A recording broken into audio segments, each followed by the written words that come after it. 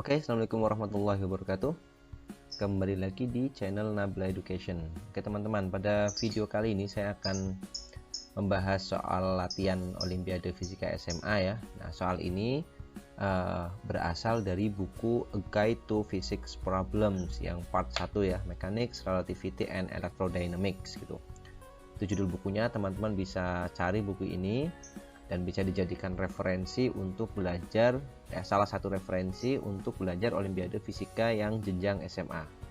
Nah, pada soal yang akan dibahas ini ya, judul soalnya adalah falling chain ya. Nah, falling chain ini, jadi rantai yang jatuh gitu kan. Nah, seperti apa soalnya ya, saksikan terus video ini sampai selesai dan mari kita belajar bersama-sama, oke? Oke ya, jadi seperti ini soalnya ya, judul soalnya yaitu falling chain. Kita baca dulu deskripsi soalnya. A chain of mass m and length l is suspended vertically with its lower end touching a scale. The chain is released and falls onto the scale. What is the reading of the scale when a length x of the chain has fallen? Neglect the size of individual links. Jadi ceritanya itu ada rantai ya, rantainya ini punya massa m di sini ya, massa rantainya itu m, kemudian panjangnya itu l, jadi ini sepanjang l. Nah, kemudian massanya itu m, rantai itu punya massa m di sini. Kemudian salah satu dari rantai itu menyentuh scale ya, scale itu timbangan, jadi ini timbangan di sini. Nah, ini timbangan. Kemudian pertanyaannya adalah berapakah reading of the scale, bacaan timbangan ketika sepanjang X dari rantai. Jadi rantai yang sepanjang X itu telah jatuh. Jadi misalkan bagian yang telah jatuh ini sepanjang X ya, otomatis yang di sini juga sepanjang X. Nah, pertanyaannya berapakah reading scale-nya? Nah, kalau kita mau membaca skala pada timbangan, itu artinya kita mencari gaya yang bekerja pada timbangan di situ ya, atau bisa kita sederhanakan bahwa soal ini meminta kita untuk mencari gaya normal yang bekerja pada timbangan. Jadi gaya normal pada timbangan itu berapa gitu. Oke.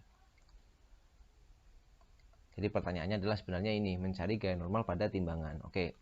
Sekarang kita lihat gaya normal pada timbangan yang terbaca di sini ya, di timbangan ini itu otomatis tidak hanya berasal dari berat rantai yang sepanjang X ini, tapi ada satu komponen lain ya. Karena rantainya jatuh, maka gaya normal ini akan timbul akibat dua hal. Yang pertama, berat rantai sendiri ya, berat rantai yang sepanjang X itu yang ada di sini ya, rantai yang sepanjang X tadi itu.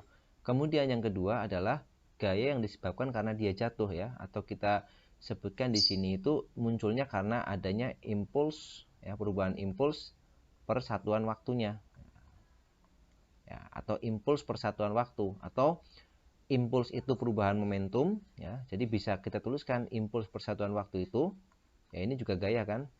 Ini kita bisa tulis menjadi seperti ini, dp dt ya. Jadi dua komponen gaya ini yang bekerja pada timbangan ya, atau gaya normal yang bekerja pada timbangan akibat adanya dua hal ini. Nah, yang pertama ya, berat rantai, kita misalkan W1 gitu ya. Itu kan mudah kita cari ya, karena rantainya ini homogen ya, kita asumsikan rantai homogen. Jadi berat pertama itu adalah X per L bagian dari berat total. Nah, udah gini aja. Jadi X per L dikali mg, maka W1-nya itu sama dengan mg X per L. Nah, udah ketemu nih komponen yang pertama. Kemudian komponen yang kedua yaitu di sini F yang bernilai dp dt itu kita cari di sini ya. Jadi kita mulai dari ini, dp dt.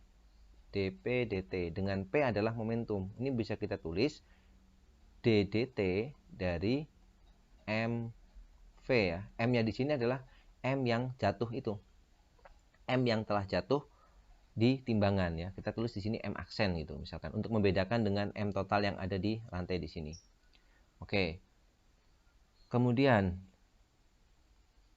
kita bisa tuliskan juga ya, dengan nilai M aksen itu adalah ini DDT dari M aksennya adalah X per L dari M total, ya kan, dikali V di sini. Nah, V-nya itu bisa kita keluarkan ya, karena konstan ya, V-nya itu konstan. Berarti ini V jatuhnya itu kan tidak dipengaruhi oleh waktu ya, karena dia jatuh bebas. Berarti V-nya konstan. Kita tulis tinggal M besar juga konstan per L juga konstan. Berarti sisanya tinggal D dt dari X. Nah, D dt dari X itu sendiri tidak lain adalah V. Berarti dP dt-nya bisa kita tulis V dikali M per L dikali V. Atau bisa kita sederhanakan jadi V kuadrat M per L. Ini adalah dP dt-nya. Nah, pertanyaannya sekarang adalah berapakah nilai V yang ada di sini? V-nya itu berapa? Kecepatan jatuhnya rantai berapa? Ya.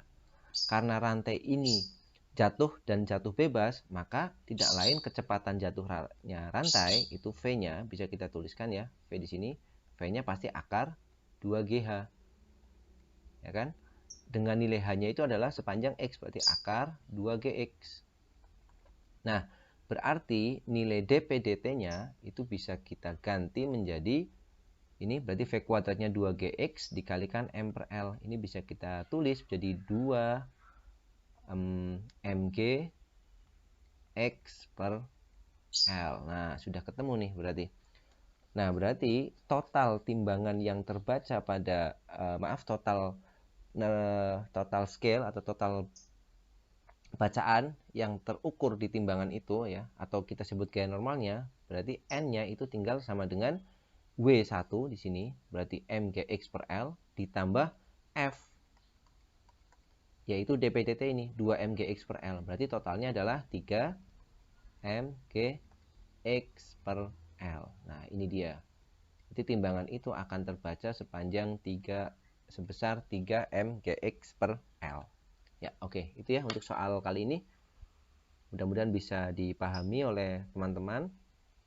Kalau ada saran atau masukan, boleh ya dituliskan di kolom komentar ya. Jika dirasa video ini punya manfaat, silahkan subscribe channelnya dan share ke media sosial yang teman-teman punya. Oke, sekian. Assalamualaikum warahmatullahi wabarakatuh. Sampai jumpa lagi di video terbaru selanjutnya.